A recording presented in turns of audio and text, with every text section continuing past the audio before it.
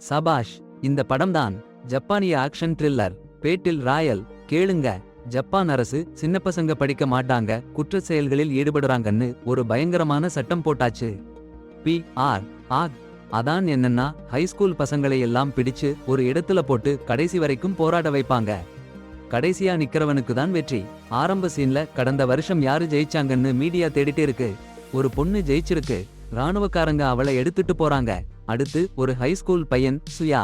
அவன் அம்மா சின்ன வயசுலயே விட்டுட்டு போயிட்டா. அப்பா சாதிச்சிட்டாரு. சோகம்.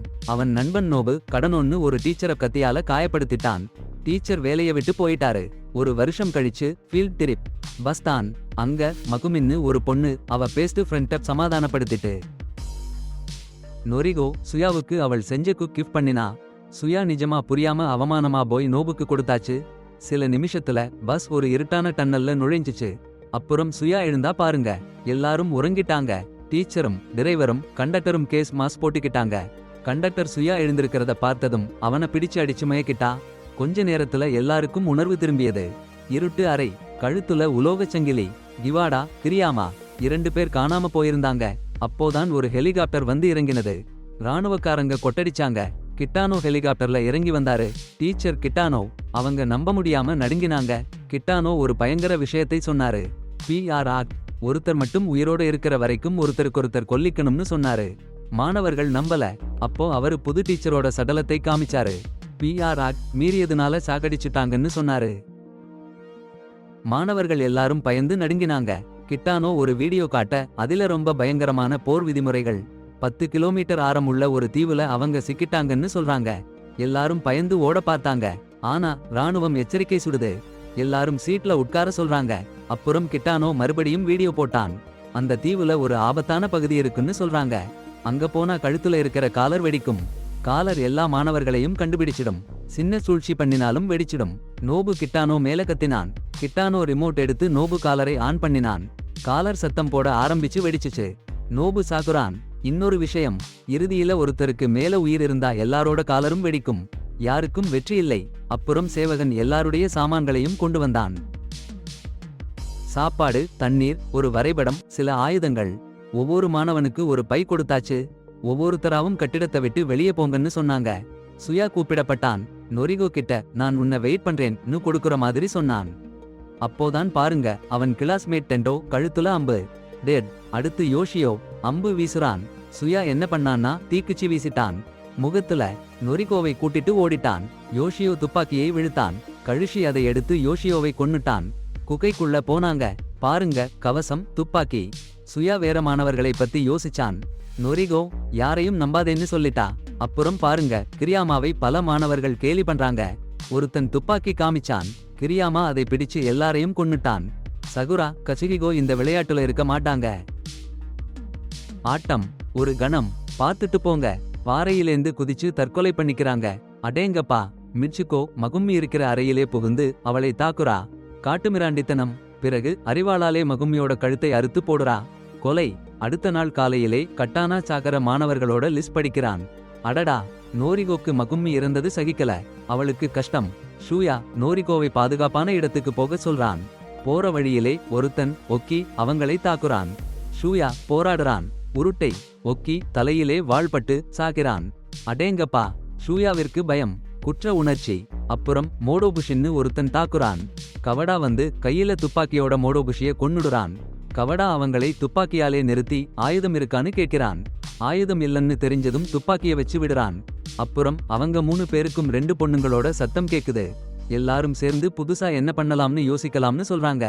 நோரிகோ பார்வைக்கூடுல யுகிகோ இருக்கிறத பார்த்தான் சுயா. சரி, உடனே போய் அவங்களை காப்பாத்தணும்னு முடிவு பண்ணான். ஆனா கவாடா அவனை தடுத்தான். ஒரு பெரிய ஆபத்து காத்திருக்குன்னு எச்சரிச்சான். அடுத்த நொடி கிரியாமா வந்து அந்த பொண்ணுகளை 2யும் டேய் கண்முன்னாடியே சுட்டு போட்டான். சுயாவுக்கு பயங்கர கோபம். இவன் கூட படிக்கிறவங்க எல்லாம் அப்படி அடிச்சு புடிச்சுக்கிட்டு இருக்காங்களேன்னு அவனுக்கு ரொம்ப சீரெடுத்தது. அங்க பாரு, மிர்சுகோ ஓடிப்போக முயற்சி பண்றா. ஒரு கொட்டாய்க்குள்ள. ஆனா ஹிரோனோ துப்பாக்கியோட அவளை பிடிச்சு நிறுத்திட்டா. அவள் கையில இருந்த அறிவாளையும் பறிச்சு மகுமியை கொன்னது நீதான்னு குற்றம் சாட்டினா. ஆனா மிர்சுகோ சூழ்ச்சி பண்ணி மகுமியோட மின்சார ஆயுதத்தால ஹிரோனோவை தாக்கி உடனே ஹிரோனோவோட துப்பாக்கியை பறிச்சு அவளையும் சுட்டு போட்டா. இன்னொரு பக்கம் சுயாவும் நோரிகோவும் பாதுகாப்பான இடத்துக்கு போறாங்க. ஆனா நோரிகோவுக்கு காய்ச்சல் வந்து விழுந்துட்டா. சுயா அவளை அருகில் இருக்கிற மருத்துவமனைக்கு கூட்டிட்டு போறான். அங்கே கவாடாவை பார்க்கிறான். கவாடா அவங்களுக்கு உதவி பண்ணி நோரிகோவுக்கு மருந்து கொடுத்தான். அப்புறம் சுஜிமுரா, அவன் கூட படிக்கிற மாமுரா, சிடோ, இஜிமா, இவங்க எல்லாம் மாமுராவோட கட்டிடத்துல லேப்டா முறமுறா அவங்க தப்பிச்சுறதுக்கு வழி தேடுறாங்கன்னு சொல்றான். அப்புறம் நினைவு சின்னத்துல இருந்து கிளம்புறதுக்கு முன்னாடி சுஜிமுராவுக்கு ஷுவா இருக்கிற இடத்தை சொல்றான். அட போங்கடா, கழுத்துல இருக்க மைக்கு மூலமா கிட்டானோ எல்லாத்தையும் கேக்குறான்னு மெமோரா கண்டுபிடிச்சிட்டா. அதுக்குள்ள சிசுகா ஓடுறா. சுஜிமுரா அவள் பின்னாடி இருக்கான்னு கற்பனை பண்ணி ஓடுறா. அடடா, நைடா வந்து அவளை கெஞ்சுறான் ஒரு தாயிருக்குன்னு. ஆனா சிசுகா சம்மதிக்கல. அப்போ நைடா வில்லு ஏதான் கன்னத்துல அடிபட்டா. அடேங்கப்பா, அதனால சிசுகா கத்தியை எடுத்து அவனை கொன்னுட்டா. தப்பிச்சா. ஆனா ஒரு குண்டு வயித்துல தாக்கிச்சு. அடேங்கப்பா, பாருங்கடா, அணைச்சுல விழுந்தா. சுஜிமுரா அவளை கண்டுபிடிச்சு தோளுல ஆதரவா வச்சுக்கிறான். ஜகுசா மிச்சுக்கோ பத்தி எச்சரிச்சுட்டு சாகுரா. அவன் மேல காதல்னு சொல்லிட்டு. அப்புறம் கடானா சாவோட லிஸ்ட் படிச்சு சாவோட வேகம் குறைஞ்சிருக்குன்னு நிம்மதியா இருக்கானாம். அடேங்கப்பா. அதே மாலையில ஆபத்து இடங்கள் எண்ணிக்கை பல மடங்கு அதிகரிச்சிடுச்சு. சுயா, நொரிகோ, கவாடா சாப்பிட்டுட்டு இருக்காங்க. நொரிகோ கவாடாவுக்கு நன்றி சொல்றா. அப்போ கவாடா முந்தா நாள் போர்ல உயிர் தப்பினதுன்னு சொல்றாரு. அவருக்கும் அவர் காதலி கிக்கோவுக்கும் மட்டும்தான் உயிர் தப்பிச்சுன்னு சொல்றாரு. காலர் சத்தம் கேட்டதுக்கு அப்புறம் கிக்கோ அவருக்கு சுட்டுட்டா. அவரு கிக்கோவை கொடூரமா சுட்டுட்டாரு. இருவரும் காயமடைஞ்சாங்க. கிக்கோ சிரிச்சு அவருக்கு நன்றி சொன்னா.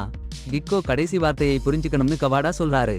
அப்புறம் இந்த தீவுல இருந்து எப்படி போறதுன்னு அவருக்கு தெரியும்னு சொல்றாரு.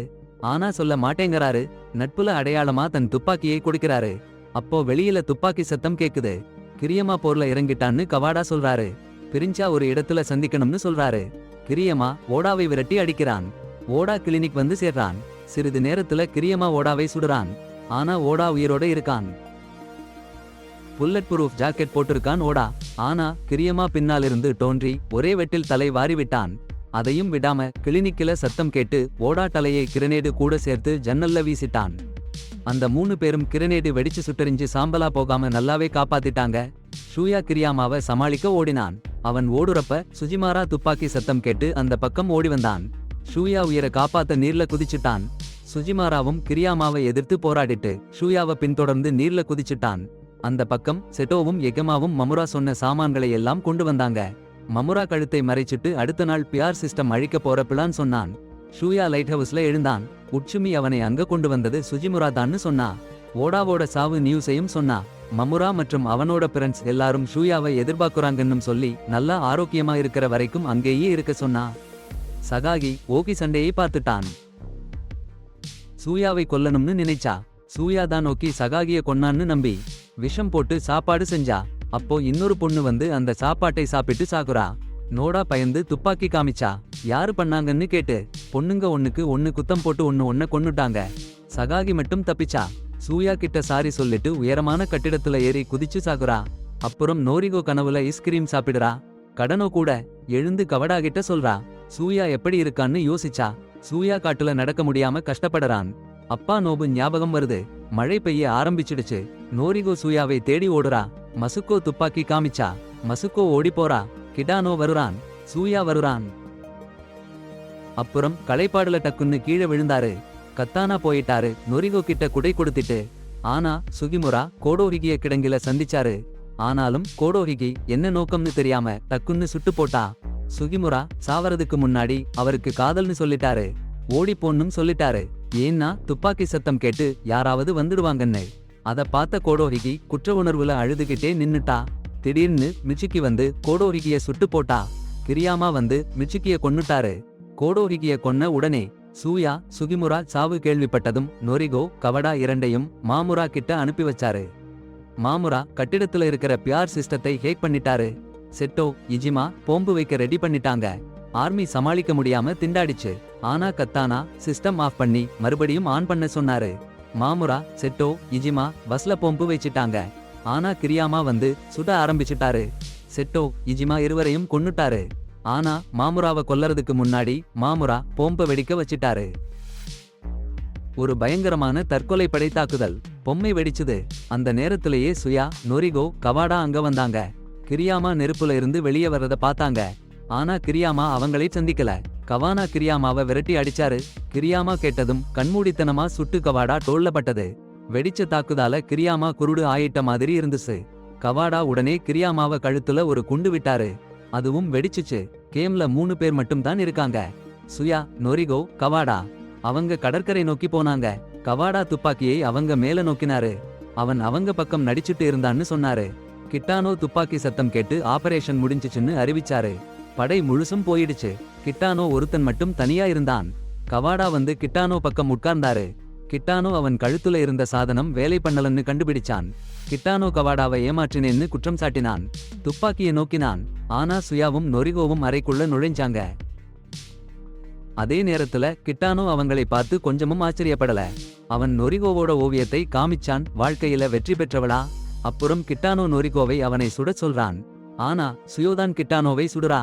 அப்பதான் தெரியுது கிட்டானோ கிட்ட இருந்தது பொம்மை துப்பாக்கின்னு. அப்புறம் கிட்டானோ சாவுறான். அடுத்த நொடி போன் ரிங் ஆகுது.